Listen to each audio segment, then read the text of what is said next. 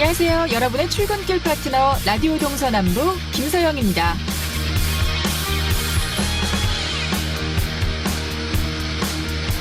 북한의 김정은 국무위원장의 발언으로 시작된 금강산 관광 재개 논란.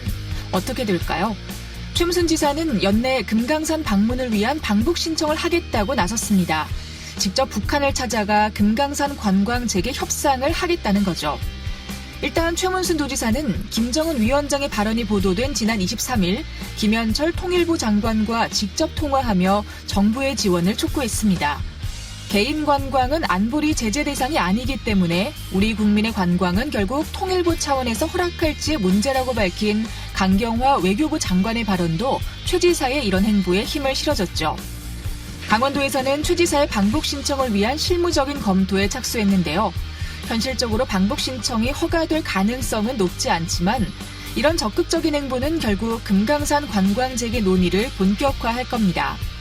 상황이 녹록지는 않지만 김정은 위원장도 금강산에 남녘동포들이 오겠다면 언제든지 환영할 것이라고 밝힌 만큼 금강산 관광이 재개되는 날이 하루빨리 오길 기대하며 10월 28일 월요일 라디오 동서남북 지금부터 시작합니다.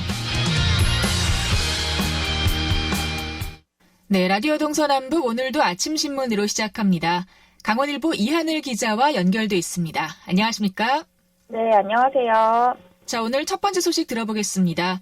지난 9월 초에 더불어민주당 소속의 한 강원도 의원이 술을 마시고 지체장애인을 폭행한 사건이 있었는데요. 도의회에서 출석 정지 징계 처분을 받았는데 월급은 또 그대로 지급된다고 해서 좀 논란이 있는 것 같습니다. 어떤가요? 네, 강원도의회는 지난 15일 제285회 임시회 본회의에서 A 의원에 대한 윤리특별위원회가 결정한 출석정지 30일을 최종 의결했는데요. 이에 따라서 A 의원은 이날부터 이달 10월달 회기 기간이 열흘을 포함해서 다음 달 7일에 개회하는 정례 기간 일부까지 참석을 하지 못합니다. 의정활동에 제약을 받는 건데요. 하지만 의정활동비와 월정수당 등 한 달치의 월급인 439만 3천 원은 지급받는 것을 두고 되려 유급 포상휴가 아니냐라는 지적의 목소리가 함께 나오고 있습니다. 네, 출석 정지인데 월급은 그대로 나온다. 강원도의회 의원들 사이에서도 좀 이런 부분을 지적하는 분위기가 있을 것 같아요. 네, 자유한국당 소속의 한 도의원은 30일 동안 회기에 참석하지 못하면서 입법활동 등 기본 의무를 하지 못한다면서 일 안 하고 월급 받는 게 벌이냐 이렇게 목소리를 높이기도 했는데요. 이와 관련해서 강원도의회 사무처는 의정비 지급이 법적으로 문제가 되지 않는다 이렇게 설명을 했습니다. 네, 법적으로 문제가 되지 않는다는 건 관련 조례의 지급을 제한할 수 있는 근거가 없다는 얘기인가요? 네, 맞습니다. 강원도의회 의원 의정활동비 등 지급에 관한 조례가 있는데요. 이 조례안에 따르면 구금 상태에 있는 경우에만 의정활동비나 여비를 받을 수가 없습니다. 하지만 반면에 국회의원의 경우에는 국회법에 따라서 출석정지 징계를 받으면 출석정지 기간에 해당하는 수당이나 입법활동비 등 특별활동비 등이 이제 전부 절감이 삭감됩니다. 또 공무원에 대한 징계는 더욱 엄격한데요. 출석 정지와 같은 수준인 정직 처분을 받으면 보수를 한 푼도 못 받습니다. 이에 따라서 지방의원에 대한 징계가 상대적으로 낮다 이런 지적이 나오고 있는 이유이기도 합니다. 네, 그럼 그 관련 조례안을 개정하면 될 것 같은데 좀 많이 어려운가요? 하지만 이 관련 조례안을 개정할 수 없는 것도 문제인데요. 지방자치법에도 의정비를 주지 않을 근거가 없기 때문에 상위법과冲突합니다. 이와 관련해서 행안부 관계자는 의회에 출석만 못하는 것이지 주민들의 의견을 청취하는 의정활동은 가능하게 지급하는 것이라고 설명을 했는데요. 현행법상 지급할 수 없는 근거가 없다 이렇게 다시 한번 설명을 했습니다. 네, 이 법에 얼마나 많은 분들이 공감을 할지는 잘 모르겠습니다. 네, 자 다음 소식도 들어볼게요. 미세먼지 관련 소식을 준비해 오셨는데 내년 1월 1일부터 미세먼지 농도가 상승할 때 2005년 이전 생산 경유차의 운행이 강원도에서 전면 금지된다고 합니다. 노후 경유 차량을 갖고 있는 운전자들은 좀 운행을 못하게 되면 논란이 될 것 같은데요. 네, 강원도에 따르면 내년 1월 1일부터 미세먼지 저감 및 관리에 관한 특별법에 따라서 미세먼지 비상 저감 조치가 발령이 되면은 도내 노후 경유차의 운행이 전면 금지가 되고 일정 기간의 계도 이후에는 적발 시 10만 원의 과태료가 부과됩니다. 단속 대상의 차량은 2005년 이전에 제작된 배출가스 5등급 경유차로 강원 도내에서는 11만 2,900대가 운행 중인데요. 강원도는 노후 경유차의 대부분이 1톤 트럭 또는 구형 SUV 차량인 것으로 파악하고 있습니다. 현재 전국에서 강원도에만 노후 경유차 단속 카메라가 설치되어 있지 않아서 당분간은 이동 단속 위주로 실시될 전망인데요. 그러나 내년 10월 이전에 춘천과 원주에 13대의 전용 단속 카메라가 설치돼서 이 지역은 노후 경유차의 진입이 사실상 원천 봉쇄되게 됩니다. 이렇게 노후 경유차의 차량 번호는 이미 당국과 지자체에 등록되어 있기 때문에 단속 카메라를 피하기는 어려워 보입니다. 네. 11만 대 이상이 되는 이 노후 경유 차량, 이 보통은 차량을 운행하는 분들이 영세 자영업자나 또 생계형 운전자들이라서 좀 걱정이 클 것 같아요.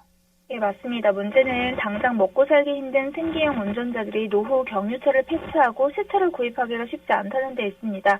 단속 대상 차량에 매연 저감 장치를 설치할 경우에는 연장 운행이 가능한데요. 올해 강원도의 설치 지원 예산은 20억 원 정도인데 도내 전체 노후 경유차의 0.6% 수준인 678대를 지원할 수밖에 없는 그런 지원금입니다. 30만 원 정도의 자부담도 운전자들에게는 부담일 수가 있는데요. 또 정부와 강원도는 노후 경유차의 자진 폐차 시 160만 원가량을 지원하고 있고 강원도는 1톤 트럭 운전자에 대해서 자진 폐차 시 LPG 트럭의 구매 비용을 지원하고 있지만 서민 운전자들에게는 그림의 떡이 될 가능성이 큽니다. 2004년식 1톤 트럭으로 수송업을 하고 있는 한 자영업자는 이 차량 하나로 가족들과 함께 생활하고 있는데 이마저 환경을 이유로 중단시키면 생계는 누가 어쩌란 말이냐 이렇게 반발을 하고 있습니다. 이와 관련해서 강원도 관계자는 노후 경유차 조기 폐차를 유도하고 신차 구입도 지원하는 등 서민 운전자들의 부담 경감을 위한 대책도 빈틈없이 추진하겠다고 설명했습니다. 네. 자, 마지막 소식 들어보겠습니다. 소방관 초과 근무 수당에 관한 얘기인데요. 이 지급 기준을 두고서 지난 10년 동안 법원에서 소송이 있었는데 최근에 결정이 됐다고요? 네, 맞습니다. 10년을 끌어온 소방관 초과 근무 수당 지급 기준 논란이 일단락됐는데요.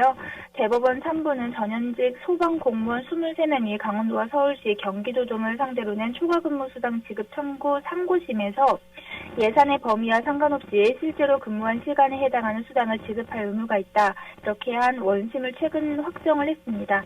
이에 따라서 소방공무원 수당과 관련된 다른 소송들도 이번 판결에 영향을 받을 것으로 보이고 있는데요. 강원도 소방본부에 따르면 도내 소방공무원 가운데 1,581명이 실제로 근로한 시간에 따른 수당을 지급받지 못했고 이들 중 700여 명이 총 4건에 관련한 소송에 참여하고 있습니다. 하지만 이번 판결에서 대법원은 시간의 수당과 휴일 근무 수당을 동시에 지급한 것에 대해서는 수당 지급의 기준 자체가 중복 지급된 것을 예정하고 있지 않아서 부당하다고 판단을 했습니다. 이로 인해서 강원도 소방본부가 2006년부터 2009년까지 지급했었던 3년치 수당인 총 355억 원 중에 90억 원을 소방관들로부터 다시 환수해야 하는 상황이 발생했는데요. 여기에 2010년부터 2012년까지 미지급한 수당 50억 원을 반영하면은 차액인 40억 원대에 달할 것으로 예상됩니다. 이에 따라서 소방관 1인당 평균 31만 원씩 오히려 강원도 소방본부에 반납해야 될 상황에 처해 있습니다. 네, 참 반납이라고 뭐 법이 그렇다고 하면 어쩔 수 없긴 한데 저희 마음으로는 좀 반납이라는 게 쉽게 받아들여지지가 않네요. 네. 자, 오늘 강원일보 이하늘 기자와 함께 아침 신문 들어봤습니다. 고맙습니다. 네, 감사합니다. 네, 오늘 연결 중에 방송이 좀 고르지 못했던 점 사과 말씀 드리겠습니다.